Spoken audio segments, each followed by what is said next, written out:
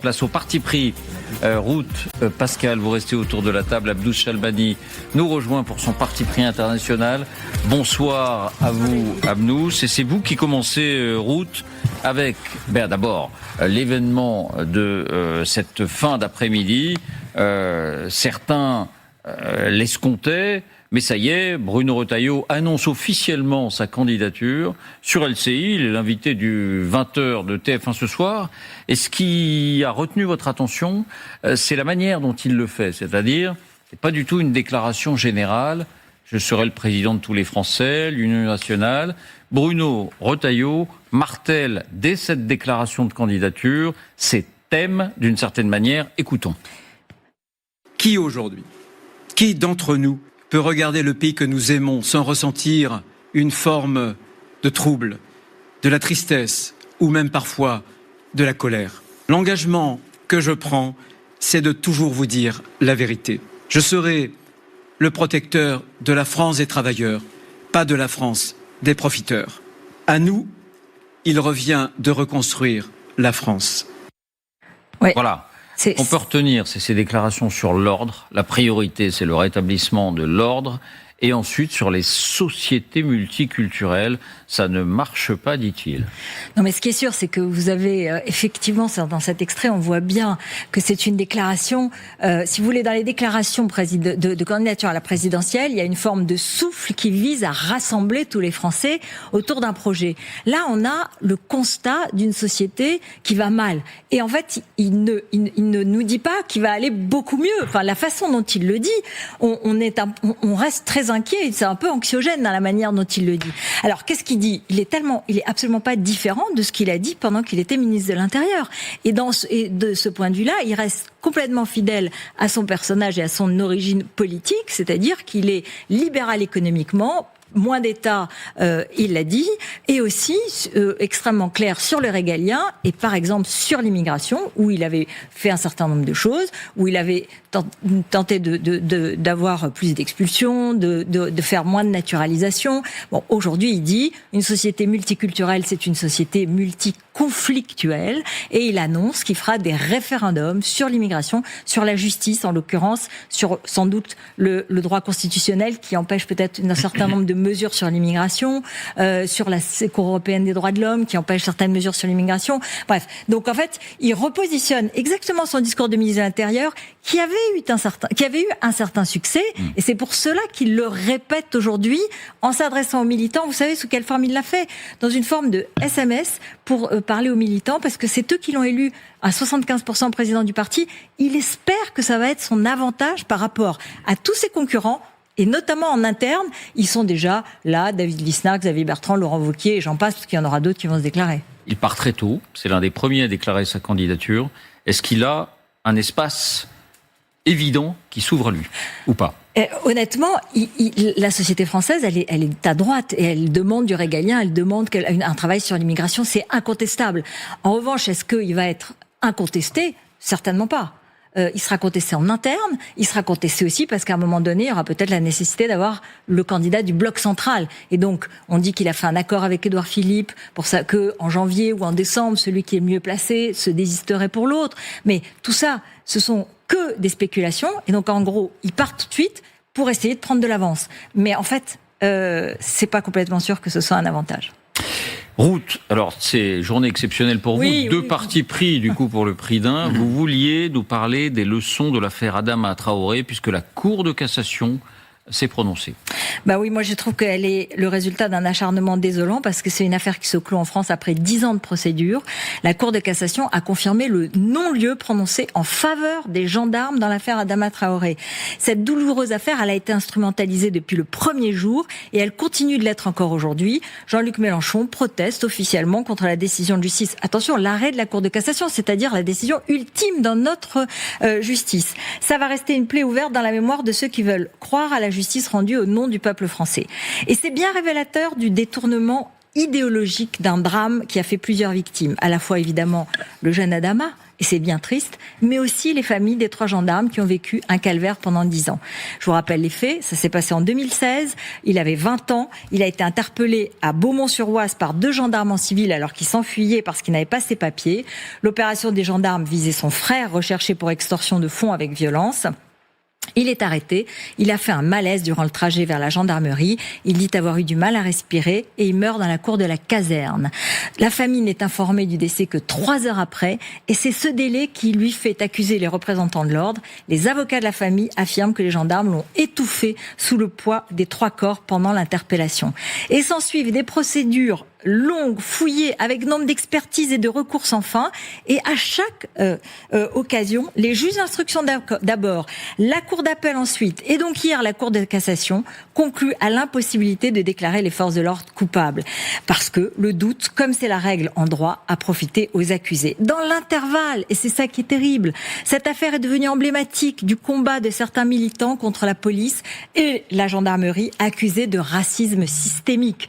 Dans la foulée, on a vu le comité Adama en tête de toutes les manifestations organisées, avec comme figure de proue Assa Traoré, la sœur aînée, devenue une icône politique d'abord, puis une icône de mode ensuite, adoptée par les médias américains comme la nouvelle Angela Davis.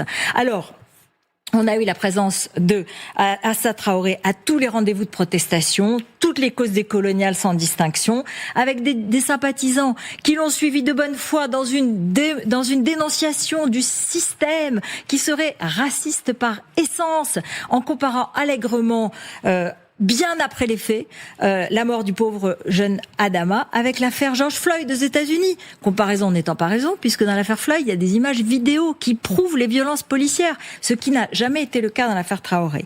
Bon, ça ne veut pas dire qu'il n'y a pas de violences policières qui doivent être absolument clairement et très nettement sanctionnées. Mais là, la justice vient de le déclarer à 3 reprises que ça n'était pas le cas.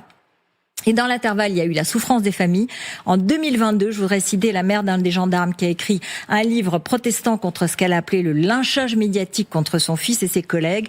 Je ne suis pas la mère d'un assassin, avait dit Virginie Gauthier. Cette femme militante de gauche antiraciste, pour elle, cette affaire a été une déflagration qui a totalement bouleversé sa vie.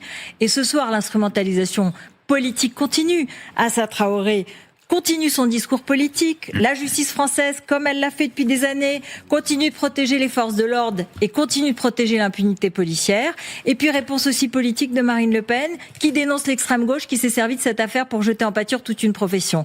Résultat, le jeune Adama, 20 ans, n'est plus qu'un prétexte. Et c'est cela que moi j'ai envie de déplorer ce soir. C'est ça qui est dramatique, parce que on a instrumentalisé sa cause. Pascal, votre parti pris économique, ça y est, elle est rendue. On attendait depuis 2 ans cette programmation pluriannuelle pour l'environnement, c'est-à-dire quel mix énergétique, un peu plus ou un peu moins de nucléaire, un peu plus ou un peu moins de solaire et d'éolien. Eh ben, c'est rendu. Il y aura un peu plus de tout.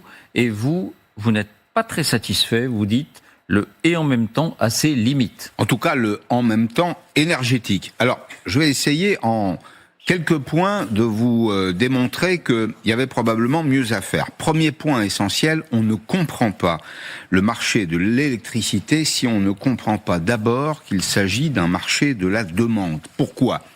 Parce qu'il faut produire au moment où la demande s'exprime. L'électricité ne se stocke pas. Ça n'est pas un produit qu'on peut mettre de côté et réutiliser le lendemain. Ce n'est pas un service non plus d'ailleurs. Alors, on ne stocke pas l'électricité, c'est donc la demande, puisqu'on a des moyens de production différents en France. On a du nucléaire, on a un petit peu d'hydraulique, 10%, mais parfois on utilise des centrales à gaz. Ce sont les moyens de production qui déterminent le prix. Donc c'est le niveau de la demande, la capacité à produire qui détermine le prix. Deuxième point de ma démonstration, quels sont nos besoins ? Notre consommation électrique décroît depuis 10 ans. Alors, les raisons sont extrêmement nombreuses. Vous avez moins d'industrie en France, l'appareil industriel s'est affaibli, nous avons de moins en moins d'électro-dépendants, d'électro-intensifs, comme par exemple les cimentiers, le secteur de la chimie. J'en ai relevé quelques-uns. Les Échos publiaient hier, d'ailleurs, une carte très intéressante des électro-intensifs en France. Vous avez Yara, qui fabrique des engrais pour l'agriculture, Arcelor, Solvay, Lafarge, qui fait du ciment, Calcia aussi d'ailleurs, et Total. Donc, moins d'industrie, mais aussi, il faut le dire, et c'est plutôt une bonne nouvelle, des programmes d'économie d'énergie qui ont marché. Moi, je dis bravo Legrand, bravo Schneider Electric, qui vous vendent aujourd'hui des produits pour réduire votre consommation électrique. Donc, nous consommons moins et il faut payer, c'est ce qu'il faut savoir, c'est un élément essentiel, il faut payer pour se débarrasser de l'électricité additionnelle non utilisée. Attendez, là, il faut que vous nous expliquiez, quand on a trop d'électricité, il faut payer pour s'en délester. On la donne et d'autres l'achètent, mais nous les payons. C'est la réalité. Nous les payons pour acheter notre électricité supplémentaire. Bien sûr, pour nous délester, si vous préférez, puisque c'est un verbe qui est très, très souvent utilisé dans le domaine de l'électricité. C'est pas un bien d'exportation qui nous rapporte de l'argent. Alors, parfois, on a des contrats. On a parfois des contrats. Il y a des autoroutes européennes de l'électricité. On peut vendre des produits. Mais quand vous êtes en situation de surproduction, une des options, c'est de se délester, c'est-à-dire de libérer, si vous voulez, ces grandes autoroutes électriques en donnant à nos voisins. Et pour ça, effectivement, on les paye. Le problème, David, c'est celui de l'accès prioritaire donné aux renouvelables qui sont par nature intermittents. Quand les renouvelables produisent, quand il y a du vent, quand il y a du soleil, ils sont prioritaires sur le réseau. Donc, que fait-on ? On réduit la présence du nucléaire qui, lui, est pilotable. Et ça a des conséquences qui sont des conséquences là aussi financières, mais des conséquences strictement opérationnelles. Une centrale nucléaire, c'est pas une pile, c'est pas un transistor qu'on ouvre et qu'on ferme. C'est un ensemble industriel extrêmement complexe. On peut réduire un peu la production, mais dès lors qu'on la réduit massivement, ça pose des problèmes de maintenance et de sécurité. Donc vous êtes en train de nous dire, on n'avait pas besoin de rajouter du solaire ou de l'éolien ? Non, c'est un peu d'ailleurs ce qu'il y a dans la PPE 3, puisque c'est la 3e version, qui acte certes le retour du nucléaire, c'est-à-dire qu'on ne va plus fermer les 14 centrales qu'on voulait fermer, on va même construire des EPR, mais les éoliennes terrestres, si elles sont mises en pause, laissent la place aux éoliennes en mer. Et d'ailleurs, voilà ce qu'en disait ce matin Marine Tondelier. Elle était l'invitée de nos confrères de Bonjour sur TF1. Je rappelle que 75% des panneaux solaires du monde étaient fabriqués en Europe en 2010. Aujourd'hui, c'est 15%. La Chine est en train d'installer 610 km² de panneaux solaires dans les plaines du Tibet. C'est l'équivalent de 6 fois la surface de Paris. Vous voudriez qu'on fasse pareil ? Ils installent plus en un semestre que les États-Unis dans toute leur vie. J'indique juste que la Chine n'est pas connue pour ses engagements spécialement climatiques, mais est connue pour sa compétitivité. Et ils ont compris, bien mieux que les Français, que l'avenir était au renouvelable. C'est pas toujours un modèle pour autant, la Chine. Oui, mais sur la compétitivité économique, oui. Enfin, la compétitivité économique de la Chine, pardon, Madame Tondelier, mais c'est lié aux subventions du gouvernement chinois. Ça n'a rien à voir avec l'environnement. Par ailleurs, si vous regardez une carte de géographie, vous allez voir qu'en Chine, il y a des déserts, mais il y a des milliers, peut-être même des centaines de milliers d'hectares disponibles pour poser des panneaux solaires. Ça n'existe pas en France. Loin donc de ces polémiques inutiles, on doit pouvoir dire que notre électricité à ce jour est une électricité propre et verte. J'ai relevé, par exemple, cette performance française aujourd'hui. Pour produire 1 kWh, la France émet 19 mg de CO2. Pour produire ce même kilowattheure, l'Allemagne émet 385 mg de CO2. L'Allemagne, avec l'influence des Verts. Les Verts ont poussé en Allemagne à la fin du nucléaire. Voilà le résultat. Quand on regarde le mix énergétique allemand aujourd'hui, c'est pratiquement pour 50%, je crois que c'était 45%, j'ai regardé à 13h, pour être très précis, c'était du charbon et du gaz. Donc voilà quel devrait être le raisonnement d'un gouvernement éclairé. Quand on a un plan sur 10 ans, il faut faire des choix. Et moi, je pense que en même temps, énergétique ne marche pas très bien. Les ENR sont donnés en cadeau à la gauche. En réalité, c'est une PPE qui est extrêmement idéologique. Parce que c'est un symbole. Et aux ENR, énergie renouvelable, parce que c'est un symbole politique. C'est un symbole. Alors c'est donné à la gauche qui le réclame aujourd'hui. Alors après avoir été très pro-nucléaire il y a une quinzaine d'années, Jean-Luc Mélenchon est devenu anti-nucléaire et pour les ENR, pour les renouvelables. Il y a les écologistes aussi qui en ont fait un cheval de bataille. Enfin les écologistes, Monsieur le Cornu, c'est 5% de l'électorat. Et de toute façon, que vous ouvriez les ENR, que vous ouvriez le marché des ENR, ne fera pas voter les écologistes pour votre majorité. Moi, je pense qu'il faut sortir des compromis idéologiques pour entrer dans des logiques industrielles lourdes. Voilà ce que je pense. Alors, objection, votre honneur, ou plutôt question, est-ce que demain, malgré tout, la consommation d'électricité n'est pas appelée à augmenter parce qu'on va décarboner de plus en plus l'économie pour substituer l'électricité au pétrole ou au gaz? Et donc, est-ce qu'on n'aura pas besoin aussi d'éoliennes en mer et de solaire? On va vers l'électrification des usages. Très bien. Il y a plusieurs secteurs. Un, l'industrie. Vous avez vu que ArcelorMittal met 1,5 milliard sur la table pour installer un arc électrique à Dunkerque, en lieu et place du charbon. Très bien. Ça a été fait. C'est un industriel qui le fait. Un industriel qu'on a d'ailleurs montré du doigt pendant très longtemps. 2, il y a les usages quotidiens. Alors c'est votre chauffage, c'est votre gazinière qui disparaît au profit de plaques électriques. Et puis c'est 3e élément, les mobilités.